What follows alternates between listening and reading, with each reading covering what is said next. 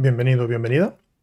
Vamos a hacer una pequeña mejora en nuestro juego de matamarcianos, algo que habíamos dejado pendiente, algo un poco más avanzado, un poco más difícil, tampoco exageradamente más difícil, pero sí un poco más, que es el hecho de que los enemigos puedan salir de la formación para acercarse y atacarnos. Eso supondrá algunos cambios que ya conocemos, como por ejemplo un temporizador para que empiecen a atacar al cabo de un cierto tiempo, algo que ya habíamos hecho con los disparos, pero va a suponer también más cambios. Por ejemplo, necesitaremos un booleano que nos diga si están atacando o no para que la lógica de mover sea distinta en cada caso.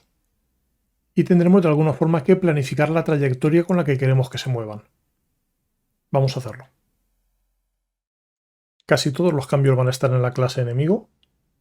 Por ejemplo, antes tenemos un frames hasta desaparecer que hacía que al cabo de cierto tiempo esa explosión desapareciera y pasarán de estar no activos pero sí visibles a no activos y tampoco visibles. Pues ahora tendremos un frames hasta atacar. Duplicamos esa línea y preparamos ese segundo contador de frames. Ya sabes, un temporizador como estos, si la plataforma lo soporta sería instantáneo, decirle haz un temporizador que salte al cabo de X milisegundos. En nuestro caso lo haremos contando fotogramas. Y puede ser o contando desde un cierto número hasta 0, restando en cada pasada, o contando desde 0 hacia arriba hasta un cierto número a tu criterio. Yo aquí voy a hacerlo descontando, con lo cual duplico también esta línea y podría decir que mis frames hasta atacar en este caso van a ser, por ejemplo, 200. Pero eso tiene un problema. Si lo hago así, todos los marcianos, todos los enemigos atacarían a la vez. Es mucho más jugable si atacan al cabo de un instante que no esté predefinido, al cabo de un tiempo generado al azar. Y para eso necesitaría un random, un generador de números al azar. Pero eso va a tener otro problema. Los random en el lenguaje de programación parten de una semilla. Si yo creo un objeto random para cada uno de los enemigos, todos se generarán a la vez o casi, todos partirán de la misma semilla, porque la semilla se basa en el reloj, y el resultado no será un número al azar, sino que todos los enemigos atacarán igual o casi, con muy pequeñas diferencias. Con lo cual vamos a crear un random, pero un random que sea compartido entre todos. Con lo cual yo podría crear, por ejemplo, un static random generador al azar. Es muy probable que me diga que no sabe lo que es random, ya sabes, con alt intro buscará y tomará la que necesite de los using. En este caso ha detectado correctamente que es using system, o bien me propone llamarlo system.random, vamos a añadir el using system simplemente. Y lo que voy a hacer es que ese generador al azar lo cree el bloque de enemigos, de modo que cada enemigo utilice un mismo generador al azar y todos digan dime el siguiente, dime el siguiente, dime el siguiente, y que esa secuencia de números aleatorios sea coherente, no sean todos los números al azar iguales.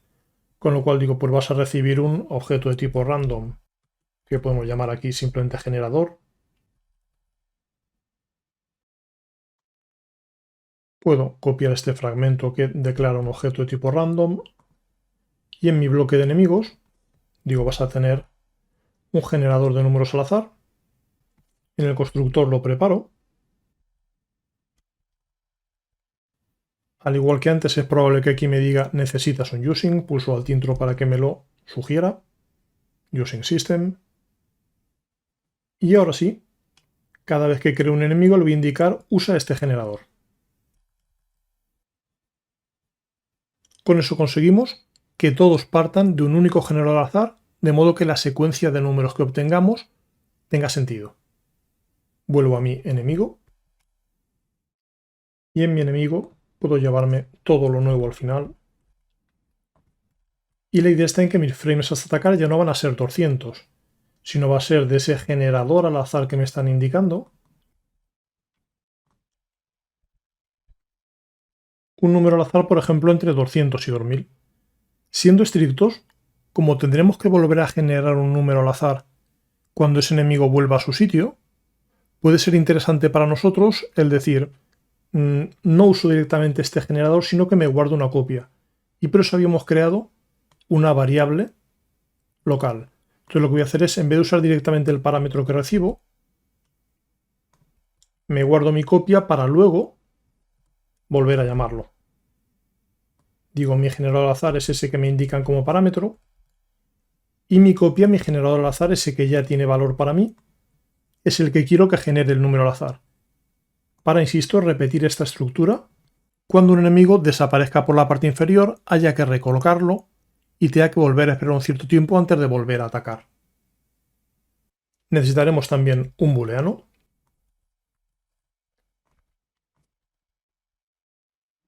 que inicialmente va a ser false, inicialmente no van a estar atacando. Y vamos a ir preparando la lógica. Ahora lo que haremos es algo parecido a esto.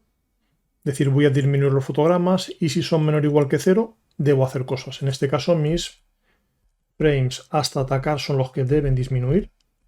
Y si mis frames hasta atacar ya son 0 o incluso menos, en ese caso vamos a pasar al modo de ataque. Atacando va a ser igual a true. De modo que el movimiento no va a ser siempre así. Diremos, si no estoy atacando, en ese caso sí que aumentas tu X y tu Y según la velocidad que te corresponda. Y en caso contrario, si sí que estoy atacando, aquí va a ir la parte nueva de toma la siguiente posición de este array que te voy a preparar o de esta función matemática que te voy a preparar. Volvemos arriba, porque la idea está en que podríamos preparar una función matemática, del estilo de decir, pues para cada x calcúlame una cierta y. Es decir, encontrar la expresión matemática de figuras como podría ser una parábola así. Y para cada cierto nuevo instante de tiempo calculo cuál sería su x y su y, cuál sería su x y su y, cuál sería su x y su y, y voy moviéndome a esas coordenadas. Pero eso es trabajoso a nivel computacional. Supone muchos cálculos. Puede ser preferible, incluso aplicando esta misma idea, rellenarlo en un array. De hecho, podría hacer falta un array de 2 dimensiones si realmente mi trayectoria va a tener puntos hacia arriba y hacia abajo, por ejemplo. En algunos matamarcianos, la forma de atacar de los enemigos es describiendo lo que sería un medio corazón. Es decir, primero se mueven hacia arriba y luego ya bajan. Y en ese caso sí que necesitaría guardar una coordenada X y una coordenada Y, porque la coordenada Y en estos casos va subiendo y en estos casos va bajando. En cambio, si yo quiero una trayectoria descendente, una trayectoria que haga solo así, o incluso una trayectoria en zigzag, en este caso que siempre va descendiendo, me bastaría con guardar solo cuál va a ser la nueva coordenada X, porque la Y siempre va a ser la siguiente hacia abajo, la siguiente hacia abajo, la siguiente hacia abajo. De modo que en nuestro caso yo podría prepararme un array, que podría ser de enteros. En casos reales quizás fuera más preciso hacerlo con float, y lo que es que redondeo a la hora de dibujar en pantalla, pero vamos a dejarlo en enteros, con lo cual tendré que saltar 2 píxeles o 3 píxeles, pero no 2,5.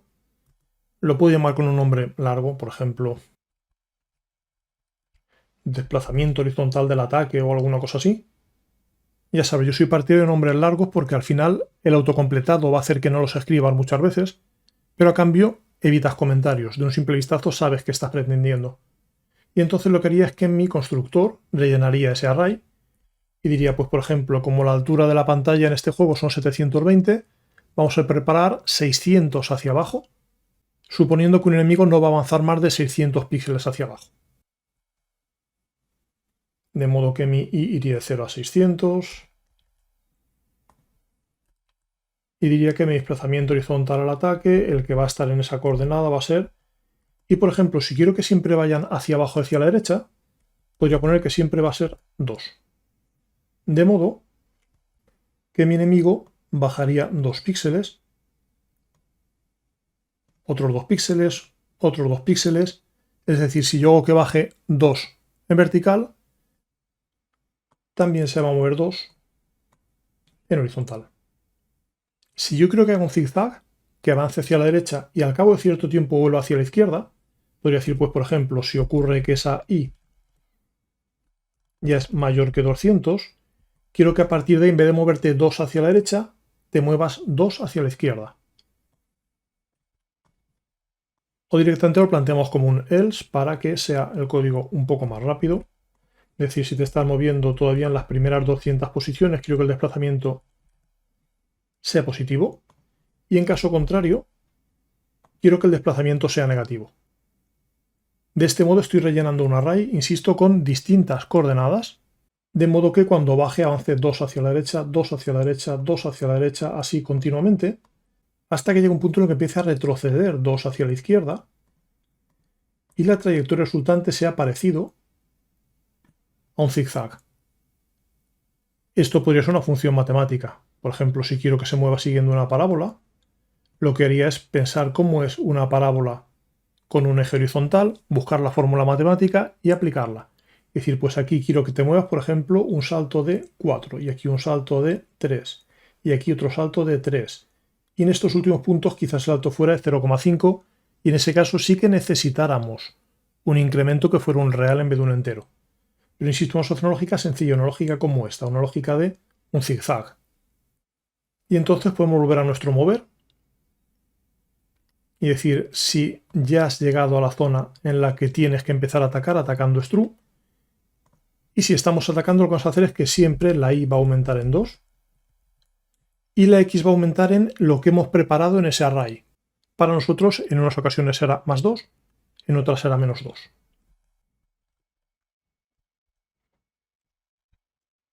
Solo nos falta llevar un contador de en qué posición de ese ataque estamos.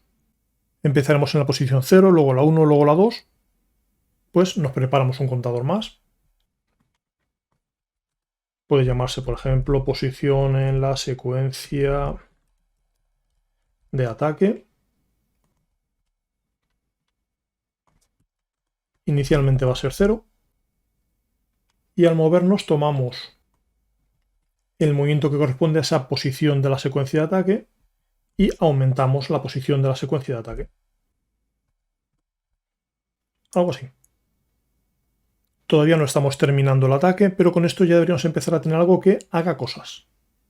Vamos a verlo. Pulsamos J para jugar. Y no le gusta, me dice que el objeto random no está inicializado. Vamos a comprobarlo. En mi bloque de enemigos sí que está inicializado. Se lo estoy pasando a cada enemigo. Mi enemigo lo recibe. No veo el problema. Voy a volver a lanzar para comprobar en qué línea dice que estaba el problema. Porque lógica así de primero me parece razonable. Vale, el problema no estaba en el generador, sino en el array que no hemos inicializado. Volvemos para arriba. Con hueco para 600 datos. Ahora sí, relanzamos. Pulsamos la J para jugar. Voy a esquivar los ataques de los enemigos y en un momento deberían empezar ellos a salir de la formación.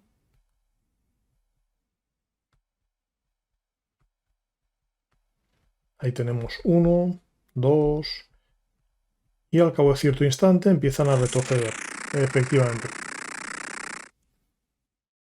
Pues tenemos la idea básica, nos falta algún detalle del estilo de que esto debe terminar. Entonces podríamos decir que si lo que ocurre es que mi ya es mayor que 720, incluso por precaución no debería ocurrir, pero podríamos añadir el si ocurre que esta posición es mayor que 600, porque en ese caso desbordaría el array.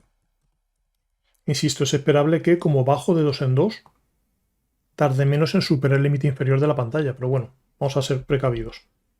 Si ocurre alguna de esas dos cosas, tengo que volver a comenzar todo. Ese volver a comenzar todo es, vuelvo a generar número al azar.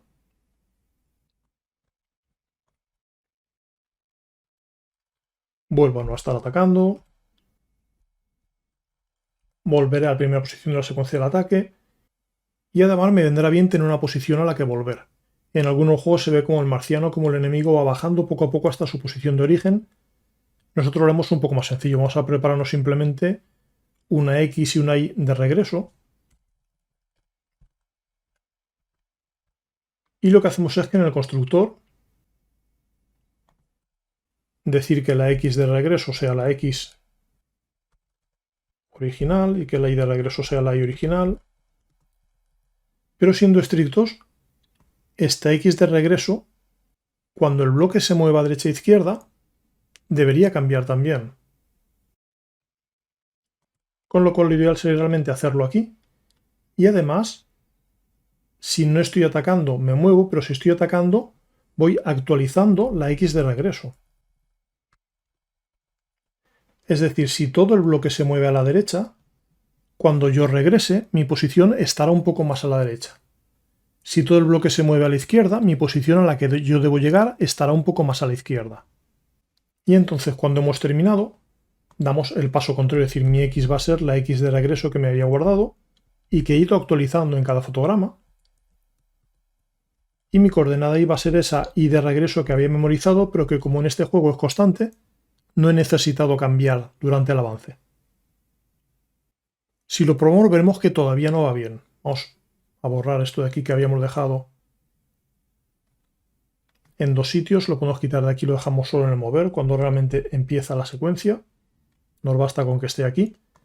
Pero insisto, esto va a tener un problema, que es que a medida que el bloque de enemigos se desplace más a la derecha o más a la izquierda, puede que un enemigo concreto vuelva a una coordenada que ya esté fuera de la pantalla y todo el bloque empiece a moverse de forma un tanto errática. Vamos a ver si conseguimos replicar ese problema que puede ocurrir.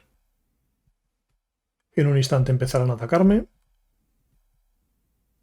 Cuando los que me ataquen lleguen a la parte inferior, irán volviendo a su sitio. Pero el problema está en que a partir de cierto punto, aquí lo tenemos, puede que las coordenadas de los que van y los que vuelven empiecen a no coincidir correctamente y empiece a haber movimientos muy extraños en el bloque. Y por eso en este caso en el que tenemos enemigos que nos atacan deberíamos limitar un poco el movimiento del bloque. Vamos a ver qué lógica teníamos. Porque había un... Si hay enemigos activos que ya hayan pasado la coordenada 1100, en ese caso voy a rebotar. Pero el problema es que al menos tenemos enemigos que aparentemente no están dentro de esta lógica porque están atacando y que sus coordenadas pueden ser mucho mayores o mucho menores que las del resto. Con lo cual podemos cambiar esta lógica por una lógica un poco más básica, una lógica de quiero que todo el bloque se mueva, pues por ejemplo, 200 píxeles hacia la derecha o hacia la izquierda. Y para eso nos podemos crear pues una posición del bloque y una velocidad que ya tenemos, pues vamos a crear no solamente la posición del bloque. Posición, vamos a dejar claro que es en X del bloque de enemigos. Esa posición inicialmente va a ser 0. Y hacemos una lógica sencilla de las que ya conocemos de que a mi posición del bloque de enemigos le quiero sumar esa velocidad del bloque.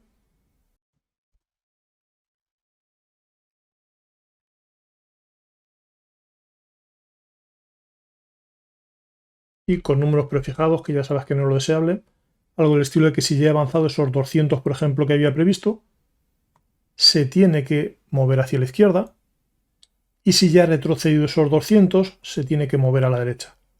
Con esto hacemos que ya no avancen tanto como sea necesario porque ya han desaparecido varios enemigos, sino que el bloque se mueva siempre una cantidad fija, siempre hasta 200 píxeles a derecha o izquierda. Con lo cual la posición de retorno va a ser mucho más previsible. Vamos a comprobar si ahora funciona mejor. Esquivamos las primeras, podemos incluso disparar y destruir nosotros alguno de ellos. Pero el caso es que empiezan a bajar, al cabo de cierto punto se mueven hacia el lado contrario y poco después reaparecen en su posición original. Tenemos aquí un problema, nos dice que estamos saliéndonos de la matriz, vamos a comprobar la lógica. Sí, aquí debemos interrumpir si pasa 620 o bien si dentro del array ya estamos en la posición 600. Esto tiene que ser un O en vez de un I. Detenemos y relanzamos. Voy a esquivarlos, intentando que no me maten, pero no matarlos yo a ellos para comprobar si realmente vuelven a la formación. Se quedan huecos, no parece que estén volviendo. Vamos a comprobar la lógica. Parece razonable. En casos como estos en los que tengas dudas de si realmente está pasando por aquí, la condición parece clara y debería poder pasar por aquí, pero si no fuera así, ya sabes, pues poner un punto de interrupción para que el programa se detenga cuando llegue a ese punto y puedas comprobar si la X que aparece aquí es una X razonable.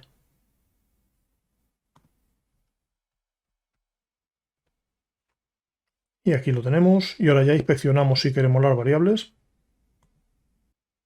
La X de regreso es 560, que parece razonable.